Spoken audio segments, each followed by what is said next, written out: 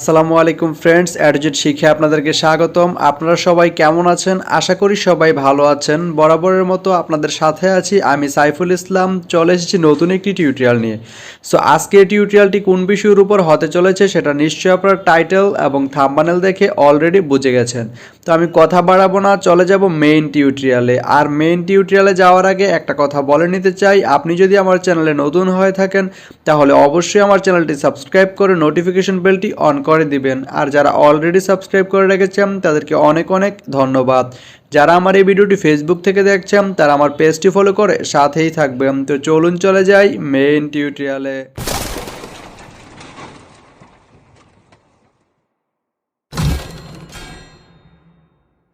তো বন্ধুরা, আজকে আমরা জানবো আপনি ফেনী থেকে শায়েস্তাগঞ্জ যেতে কোন কোন ট্রেন রয়েছে, সেই ট্রেনগুলো ছাড়ার নতুন সময়সূচি, ভাড়ার তালিকা এবং গিয়ে পৌঁছতে কতক্ষণ সময় লাগবে বিস্তারিত।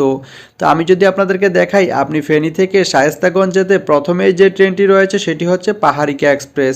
পাহাড়িকা এক্সপ্রেস যে ট্রেনটি সেটি ফেনী থেকে ছাড়বে সকাল 9টা 16 মিনিটে এবং এটি শায়েস্তাগঞ্জ গিয়ে পৌঁছতে সময় লাগবে 3 ঘন্টা 34 মিনিট। এখানে আমি যদি আপনাদেরকে ভাড়ার তালিকা দেখাই, এখানে স্নিগ্ধা এসি বগির যে নর্মাল সিট এর মূল্য হচ্ছে 357 টাকা। এস চেয়ার বা শুভন চেয়ার যে সিট এর মূল্য হচ্ছে 185 টাকা। এসি চেয়ার সিটের মূল্য হচ্ছে 426 টাকা।